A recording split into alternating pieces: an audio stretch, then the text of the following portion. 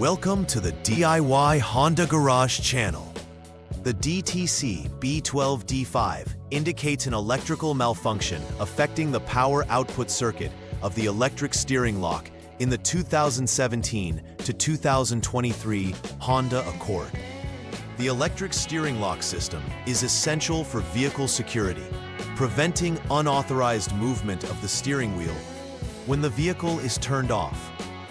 This system is controlled by the Body Control Module, BCM, which sends power to the steering lock mechanism. The steering lock is located near the steering column, and malfunction may lead to a failure in steering function, preventing the ignition from starting. It is crucial to diagnose this DTC promptly, as it may lead to a complete immobilization of the vehicle if the steering lock fails to engage or disengage properly. Ensure to follow proper troubleshooting steps as indicated in the diagnostic guidelines to rectify the issue effectively. The electric steering lock system is designed to secure the vehicle by locking the steering column when the vehicle is in the off position. The Body Control Module, or BCM, plays a crucial role as it controls the entire locking mechanism. It receives input from the ignition system and sends power to the electric steering lock, which is physically located near the steering column. If the BCM detects a fault or malfunction within this system, it triggers the DTC B12D5, indicating an electric steering lock power output circuit malfunction. The BCM is equipped with multiple connectors, including connector C, which must be assessed during troubleshooting. It's important to ensure that all connections are intact to prevent any miscommunication between the BCM and the steering lock. Several issues can lead to the DTC B12D5 being triggered. A shorted wire to ground occurs when the electric steering lock power output line makes an unintended connection with the vehicle body, leading to a malfunction in the circuit. Conversely, a shorted wire to power could also happen, causing an unintended connection with a source of voltage, which may result in system failure. If the wiring is intact, it may point to a fault within the Body Control Module itself, which would require replacement. Additionally, an open wire within the circuit can prevent proper functionality of the electric steering lock, indicating interrupted communication or power supply between components. Analyzing these possibilities is necessary for accurate repair. When DTC B12D5 is present, drivers may experience a range of symptoms that can significantly affect vehicle operation. One common symptom is that the steering lock may engage unexpectedly, preventing the ignition from being turned on. This could lead to a scenario where the driver is unable to start the vehicle, leaving them stranded. Additionally, warning lights indicating the issue may illuminate on the dashboard, signaling to the driver that there is a malfunction in the steering lock system. In some instances, the steering lock may operate intermittently, causing unpredictability while trying to start the car. These symptoms warrant immediate attention as they can compromise the vehicle's overall safety and security. The first troubleshooting step involves clearing the diagnostic trouble codes using the Honda Diagnostics System, or HDS. This is crucial as it resets any previous errors. Following this, the engine startup procedure should be performed 5 times consecutively. This method ensures that any intermittent issues may be identified during the startup process. After the 5 startups, the ignition should be turned to the on mode for at least 3 seconds to allow the system to reset and recalibrate. Finally, checking for any new DTCs should be done using the HDS again. If DTC B12D5 is indicated, it confirms the presence of a persistent issue that requires further troubleshooting. In the second step, it is essential to start by turning the vehicle to the off or lock mode, ensuring that all systems are powered down. This allows for a safe process to handle electrical components. Next, the technician must disconnect two crucial connectors. The body control module connector C, which typically has 66 pins, and the electric steering lock 12P connector. With these connectors removed, continuity must be checked between the specified test points to assess if there is a short circuit involving the electric steering lock power, ESL PWR line.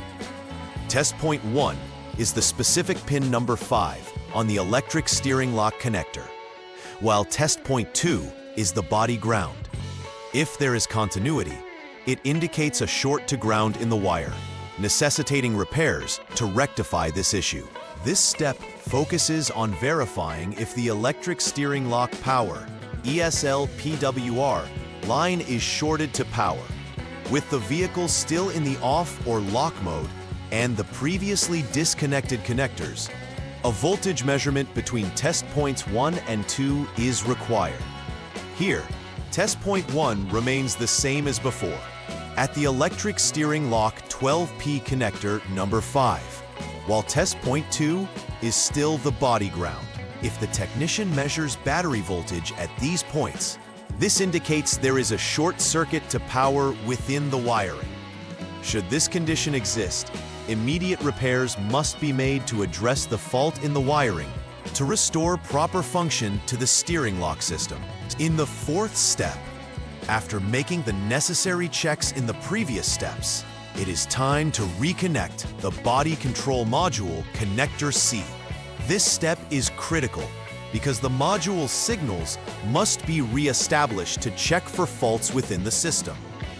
The inspection requires measuring the voltage between the same test points as before.